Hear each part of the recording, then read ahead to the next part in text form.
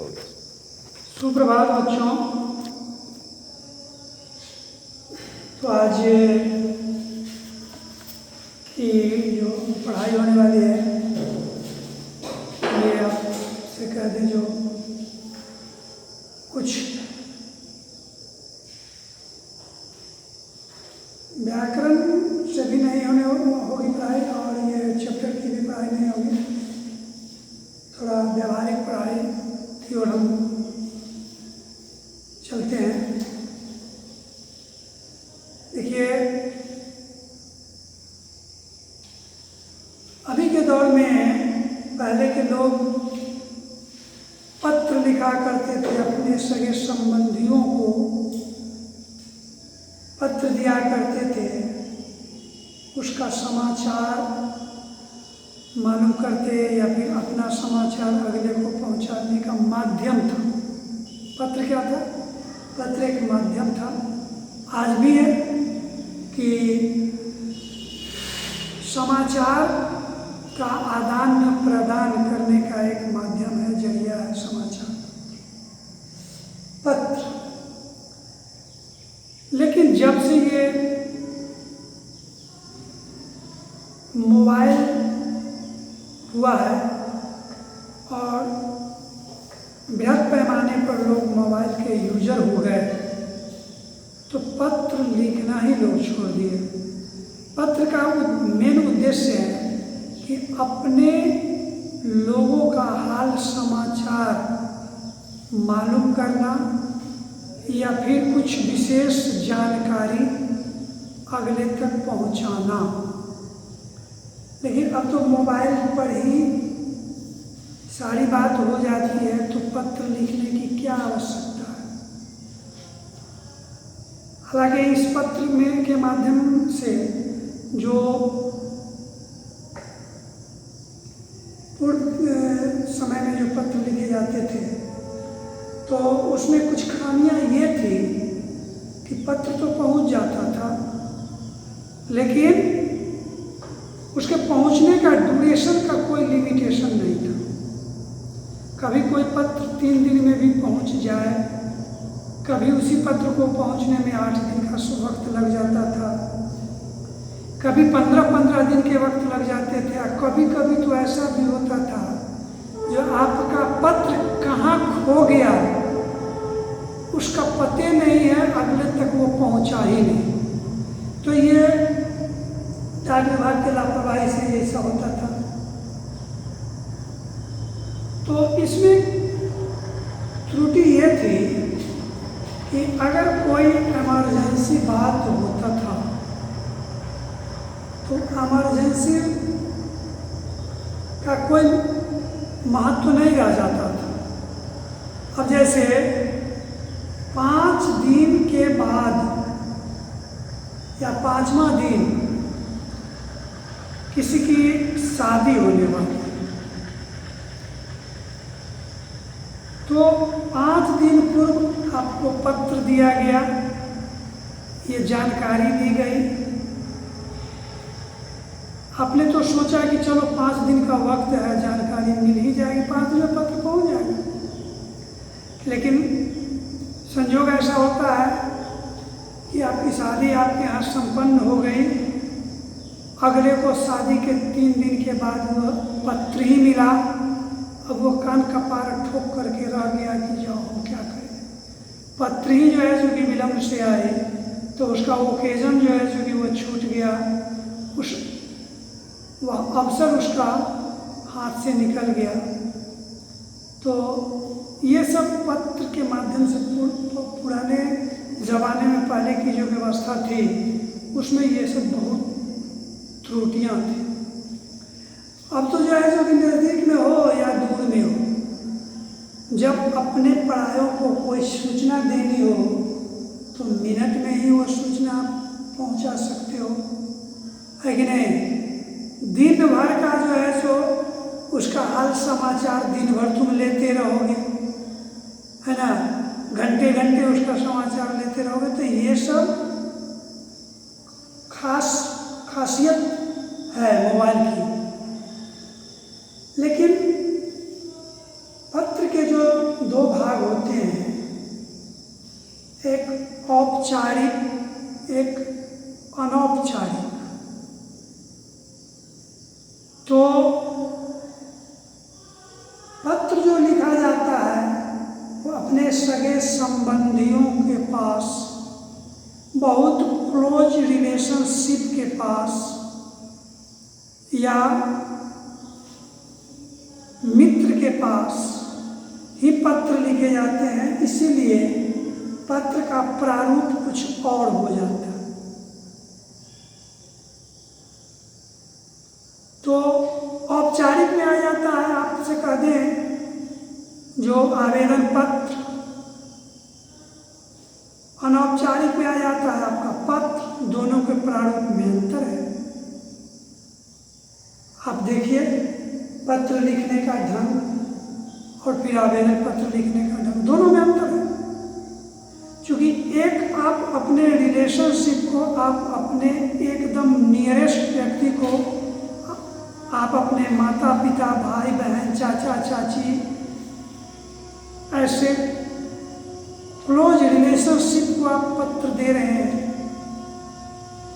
तो उसके साथ वैसा ही रिगार्ड करना है।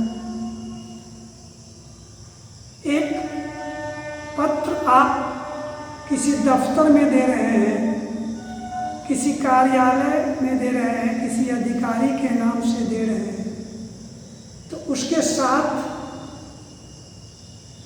आपका जो रिगार्ड है उसका अलग तरीका होगा, उसका प्रारूप अलग होगा। तो पत्र और आवेदन पत्र में यही अंतर है कि पत्र अपने को लिखा जाता है, रिलेशनशिप को लिखा जाता है, गहरे मित्र को लिखा जाता है, और आवेदन पत्र किसी अधिकारी को आप लिख सकते हो, किसी ऑफिस में आप लिख सकते हो। अगर उस चीज़ से, उस ऑफिस के पदाधिकारी से या उस ऑफिस से आपको कोई परेशानी हो, दिक्कत हो, तो फिर वहाँ के अधिकारी वर्ग को आप आवेदन पत्र दे करके और अपने कष्ट को बता सकते हो और उसको दूर करने के लिए आग्रह कर सकते हो। तो आवेदन पत्र जैसे आप लोगों का तो दायरा बहुत ही सीमित है। सीमित दायरा में आप अभी तक तो यही पढ़ा होगा कि भाई स्कूल नहीं आना है तो एक आवेदन पत्र स्कूल के प्रधानाध्यापक, प्राचार्य के पास दे दो। बुखार लग गई है, आप स्कूल नहीं आओगे तो एक आवेदन पत्र प्राचार्य को दे दो। स्कूल में आप आए हुए हैं, पेट दर्द करने लगा, तो आप एक आवेदन पत्र दे करके और घर चले जाओ। तो आपका तो आवेदन पत्र केवल स्कूल के लिए ही अभी तक आपने लिखा है, लेकिन आवेदन पत्र तो हर दफ्तर कहीं भी आप दे सकते हो। मान लीजिए कि आप कलेक्टर के यहाँ आवेदन पत्र दीजिएगा, तो आप जो लिखते हैं सेवा में श्रीमान प्रधानाध्यापक महोदय, तो आप कलेक्टर के पास भी आवेदन पत्र दीजिएगा तो यही लिखिएगा क्या, सेवा में श्रीमान प्रधानाध्यापक महोदय। प्रधानाध्यापक महोदय तो ये हो गया हेडमास्टर। हेडमास्टर स्कूल से संबंधित होता है, वो कलेक्टर है, जिला से संबंधित है, वो संबंध रखने वाला व्यक्ति है। तो फिर उसको आप आवेदन पत्र में कैसे संबोधित करोगे? बिजली विभाग में अगर आपको बिल ज़्यादा आ गया, कम आ गया, बिल आ ही नहीं रहा है, मीटर जल गया, बहुत तरह की प्रॉब्लम आपके साथ हो सकती है। तो फिर बिजली विभाग को अगर आप आवेदन पत्र दीजिएगा तो उसको किस चीज़ से संबोधित कीजिएगा? बैंक में आपका खाता से संबंधित कुछ परेशानियां हैं, कुछ त्रुटियां आ गई है, आप बैंक शाखा के मैनेजर को आप पत्र दीजिएगा, आवेदन पत्र, फिर कैसे आप उनको संबोधित कीजिएगा। तो ये कॉमन सी बात है, इस पर कभी आपने ध्यान दिया? अगर नहीं दिया ध्यान तो आज ध्यान देने की आवश्यकता है। हर ऑफिस, हर पदाधिकारी को आप अगर इंग्लिश में पत्र देते हो तो इंग्लिश में उनको कैसे संबोधित करना है, अगर हिंदी में पत्र देते हो तो हिंदी में कैसे संबोधित करना है, ये तो जानना जरूरी है ना। आप 7th के बच्चे हैं, आपसे कोई कहेगा कि अच्छा तुम्हारे गांव के मुखिया बहुत कदाचार में लिप्त रहते हैं, जितना भी सरकारी फंड आया सबको हजम कर गए, एक भी विकास का कार्य अपने कार्य क्षेत्रों में नहीं किया उन्होंने, अपने रीजन में कोई काम नहीं किया विकास का, तो उनके अगेंस्ट में आप कलेक्टर के यहाँ आवेदन पत्र दोगे तो फिर कैसे लिखोगे? सेवा में श्रीमान समाहर्ता महोदय, पहले तो हाशिया छोड़ना है, फिर सेवा में लिख करके कॉमा दे करके छोड़ देना है, ठीक उसके नीचे से श्रीमान जिला समाहर्ता या समाहर्ता महोदय, जिला पदाधिकारी, जिलाधिकारी, जिला के मेन पदाधिकारी जिलाधिकारी होते हैं। तो ज़्यादा अच्छा होगा, कलेक्टर का तो बहुत से नाम से संबोधित किया जाता है, लेकिन ज़्यादा अच्छा रहेगा सेवा में श्रीमान जिलाधिकारी महोदय या फिर समाहर्ता महोदय, और तब ठीक दे करके पूर्ण विराम दे करके फिर उसके नीचे से, एकदम नीचे से समस्तीपुर, जिला समस्तीपुर,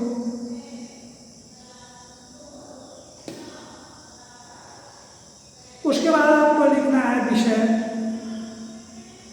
दिनांक, दिनांक लिख देना है, तो फिर विषय लिखना है।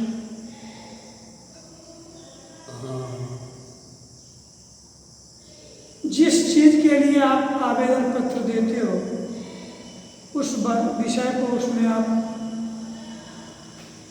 उजागर करो, क्योंकि आवेदन पत्र जो किसी को दिया जाता है ना, तो सबसे पहले वो अधिकारी का ध्यान विषय पर जाता है, किस विषय में ये आवेदन दिया है।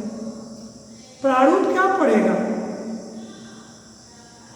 प्रारूप तो सब आवेदन पत्र का प्रारूप एक ही होता है, वो तुम्हारे आवेदन पत्र का केवल वो विषय वस्तु को देखेगा, विषय क्या है इसका। अगर इंटरेस्टेड विषय है तो फिर आगे वो प्रारूप को पढ़ेगा, अगर इंटरेस्टेड विषय नहीं है तो उसको बंद बक्से में डाल देगा। तो विषय वस्तु का होना जरूरी है।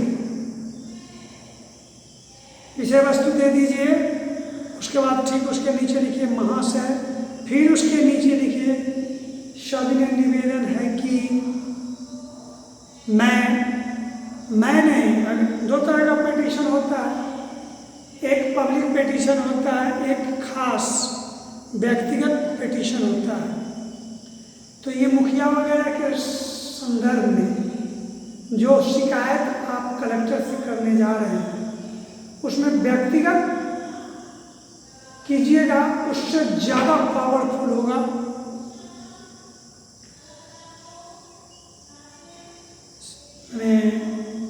सभी लोगों को उसमें समूह बना करके तब अगर आप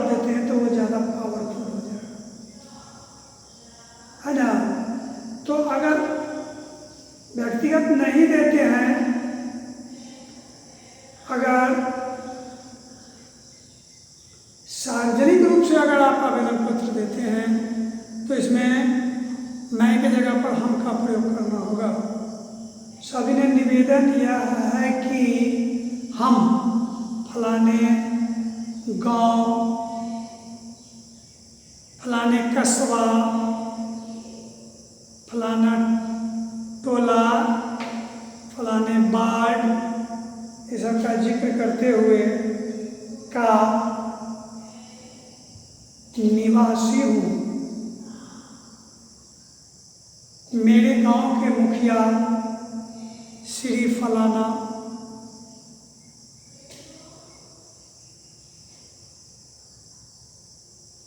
सरकारी पैसे का खुलकर दुरुपयोग कर रहे हैं।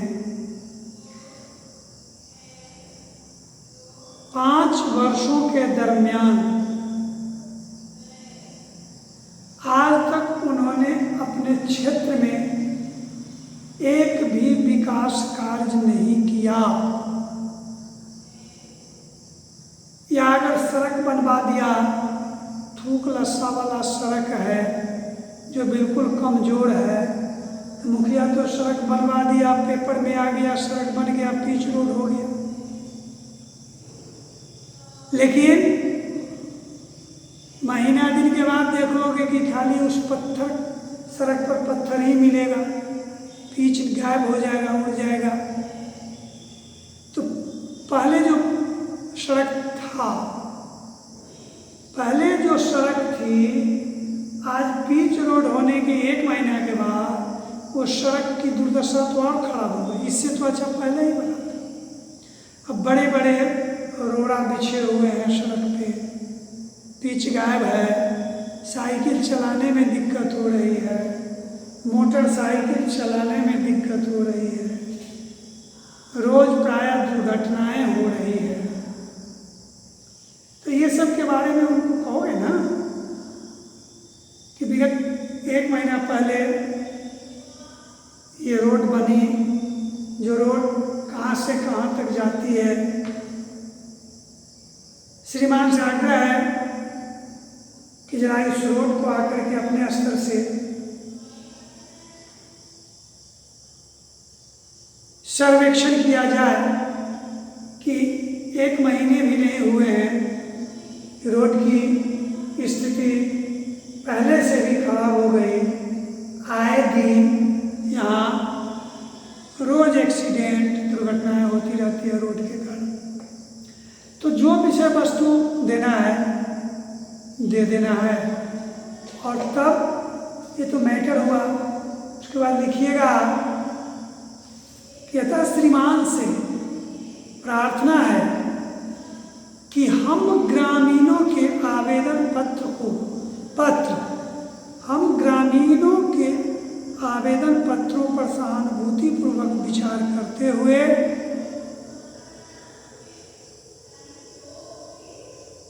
इस पर उचित कार्रवाई किया जाए। इसके लिए हम ग्रामवासी आपका सदा आभारी रहेंगे। तब इसी साइड में लिखना है, बाईं ओर श्री आपका ग्रामवासी, ग्रामवासी लिख करके और 1 2 3 4 पब्लिक पिटीशन यही कहलाता है। कम से कम 50 60 100 आदमी से उस पर दस्तखत करवाइए और जा कर के दीजिए। देखिए कि मुखिया का क्या बुरा हाल हो जाता है। कलेक्टर जो है क्विक एक्शन लेगा और मुखिया का हाल खराब हो जाएगा। तो आप एक पढ़े लिखे इंसान हैं, आप भी भारत के नागरिक हैं, है कि नहीं? अधिकार लेने के लिए कुछ बुद्धि विवेक की भी आवश्यकता होती है, तब न नेता लोग या जो भी जन प्रतिनिधि वगैरह हैं वो तो पूछते हैं कि आम पब्लिक है ना, ये पब्लिक तो जो है क्योंकि भोला भाला है, हम कुछ भी कर देंगे राइट रॉन्ग,